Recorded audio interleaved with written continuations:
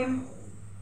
Dahil kanina yung nilunch namin kanina, yung niluto ni Rihanna kahapon na chicken curry dahil na-feel na ako nung the other day. So, ngayon, nagluto ako ng hipon with string beans.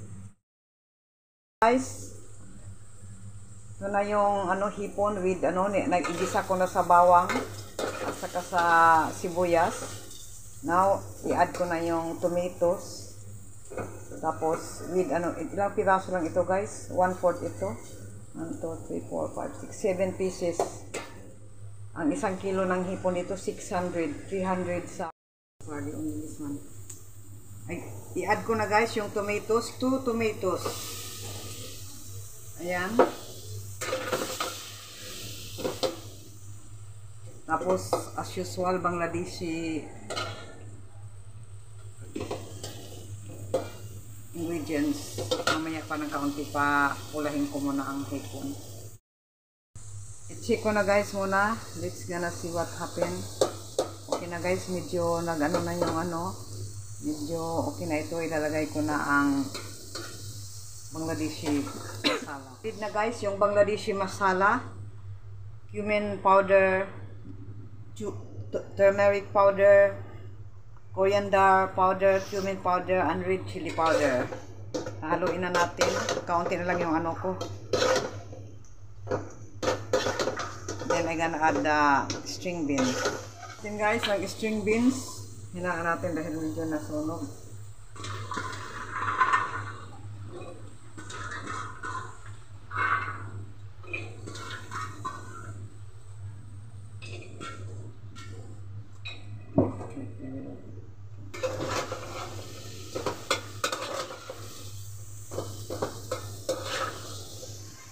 Done na guys. Already what is this? Ano ba ito luto ko? Hipon with beans. Dito pa rin sa kitchen guys. Still in the kitchen dahil bali dalawang dalawang recipe ang niluto ko dahil for tonight and for tomorrow. Done na yung ko niluto. Ang buhok natin guys, pasensya na kayo. Ganito lang talaga nagapusod. So lalo tayo nitong tumanda. Sa Saudi pa noon, naka-layer palagi ang buhok natin. With layer. So dito, wala nang guys. Na lang dahil patanda na rin. So wag na lang mag-alaga ng natin pagmumukha. Basta yung mga girls ko, beauty sila, okay na sa akin. Ang nanay is already old. Patanda na. So di na pwedeng magpapaganda. Ito guys, pakita. Ito na yung ko. Yung pangalawang recipe, an egg curry. Ito guys yung egg, nakita nyo yung isang itlog hinay ko, tapos naka-scramble, ayan with potato. Na guys, luto na yan.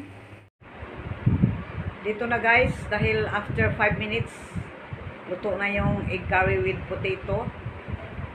Sila lang yung nakakain. Ako, di ko yung gusto na recipe. Sila gusto nila. So kung anong gusto, pagbibigyan.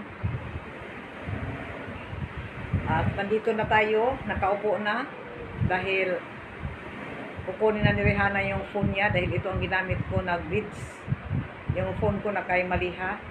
Dahil nag-study siya ng sa ICT nila, yung parang computer subject. May natutunan siya doon sa online nag-online doon class. Okay guys, love tayong mga lahat. Okay oks, ingat kayo dyan.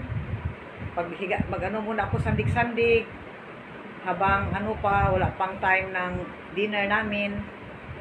Mamaya pa kami mag-dinner dahil lang namin, katapos lang namin mag-snacks.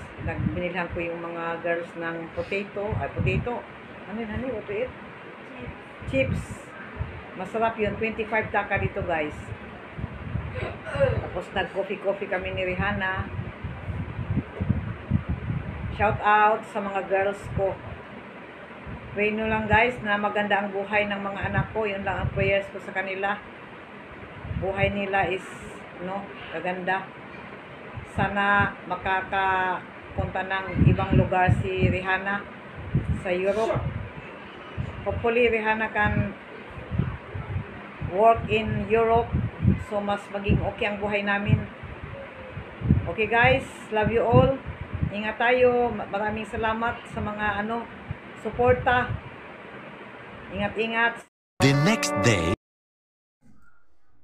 Hello guys. Good evening. It's Wednesday night. Mag-along ako muna dito guys, magyaw-yaw muna tayo. Magyaw-yaw. Magtayo lang ako dahil panay lang ang upo ko sa magtayo tayo dito. Si Bunso natutulog dahil kanina maaga kami nagising kanina guys dahil nagpunta kami ng embahada. 6 a.m. gising na kami. Tapos nakaalis kami dito sa bahay 7:30 dahil free ang road. That time wala pa gaanong traffic. So within an hour nakarating kami doon. Ang bilis namin. Nung last September, nung nagpaano ako lang sa akin, nagpa-renew ako ng pasaporte. Ang tagal namin. 3 hours kaming inabot. Almost 3 hours kaming inabot sa daan. So, nung dumating kami doon, mga mag-12 noon na. Kanina, before office time, nandoon na kami. Pinaupo lang muna kami ng guard sa labas. Dahil may 30 minutes pa kami na nag-wait. Tapos, alhamdulillah, nagawa na guys.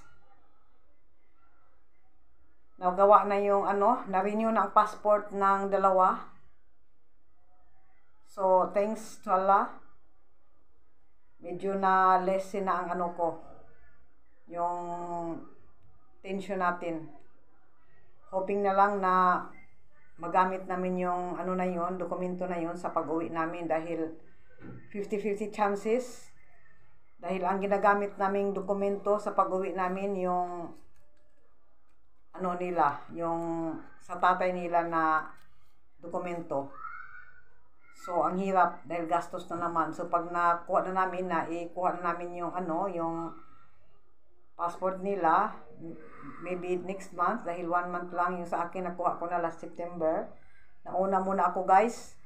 Baka sabihin nyo, bakit nag-una ako pagpa-renew? Dahil inuna ko yung sa akin dahil yung kay Maliha, kailangan ang niya, yung Pinay birth certificate. So yung birth certificate ni Maliha nandoon sa PSA, yung record na sa PSA sa Manila. Yung kay Rihanna nandito sa akin, umuwi kami last 15 nung umuwi kami last 2015. Kinuha namin yung kay Rihanna. Nakuha namin, kaya nandito na yun sa akin, yung kay Maliha. Kinuha namin, hindi pa yata na i-forward sa sa PSA. So, alhamdulillah, nakuha ng tiyo ko, dahil sa Manila lang naman nakatira yung tiyo ko. Kinuha niya, in-screenshot niya sa akin. So, okay na, alhamdulillah, kaya kami kaya na una ako. Yun ang main reason bakit ako nauna, baka nagtataka kayo bakit ako naguna. Tapos, ang second reason, no month of October to November 15, exam ni Rihanna, may final exam siya. Kaya hindi namin asikaso kaagad. So at this time, wala nang ba ito? Walang kompromiso na ba? Wala nang nag-absent na lang si Maliha kanina. So, alhamdulillah, sana pag sa isang buwan, pag kukunin namin, i-release na yon, kausapin ko yung doon, yung taga-embahada natin na gawa nila ng paraan na yun na lang ang ilarga, yung na yun ang gamitin namin paglarga. Dahil madami na namang gastos guys. Bukod sa ang hirap i-renew yung nila sa tatay nila na dokumento, dahil balibaliktad ang mga pangalan. Ang ginawa kasi dito ng ng dokumento ng mga kamag-anak ng asawa ko, hindi sila mag-cooperate gaano. So, hindi nila gawin na talagang matumpak ang pangalan doon sa passport. So, ayun, ang hirap mag-renew ng na yun. Tapos, sorry nga pala, kahapon hindi ko kayo na-replyan sa latest vids ko dahil kahapon masakit naman ang ulo ko. Yung may nag-comment sa akin, nabasa ko, hindi ko pa nga lang nabibisita kayo, nadadalaw. may nabasa ako na ano doon, may nag-comment na baka daw vertigo nga daw sa ano ba ito ang sakit na nahilo nga ako nung nakaraang 2 days ago. Tapos baka sa anxiety o sa stress, sa kakaisip. Dahil ano nga yun siguro guys, pag sumasakit ang ulo ko baka sa sobrang pag-iisip. Tapos bumaba din ang BP ko. 100/60. Kaya tapos last night bumili ako ng for my depression na tablet na prescribed sa akin ng doktor. Ayun, hindi na kaninang umaga pagising ko walang sakit ng ulo ko. Kaya sa nga ito sa stress siguro din minsan. Alam niyo na mahirap na mag-isip. Tayo lang dito mag-isa, hindi maiwasan mag-isip. Pero okay lang guys, alhamdulillah. Everything is okay with us here. So, pray nyo na yung makaano din kami, makalarga na dahil maka-uwi na para sa mga bata. Kaya, di ko kayo nabibisita pa. Pagpasensyahan mo na kung hindi ko kayo nadadalaw. Ang ibig sabihin noon, minsan masama pakiramdam ko. Minsan, may mga gawain na hindi maano sa time. Minsan yung phone ko na kay maliha. Kaya pag katulad ngayon, nag-live ako kanina dahil tulog si Maliha. After live, nag-low charge yung yung phone ko. Kaya hindi ko talaga ang time. Okay guys. Thank you so much sa mga ninyo, sa mga suporta kanina sa nag-join sa live ko. Maraming salamat po sa inyo. Shout out sa nag-join kanina sa live. At maraming salamat sa mga bagong subscribers ko. Medyo tumataas na yung subscribers ko. Thank you so much sa mga lumang subscribers. Sa mga silent viewers ko dyan. Shout out sa inyo. Sa mga nag-share, sa mga nagpalipad, sa mga nag-sponsor sa amin. Malaking tulong yung nag-sponsor sa amin dahil alam nyo na ang buhay-buhay, so malaking tulong yun sa amin. Okay, thank you guys. Ingat tayo. You're the night sky trying to make me see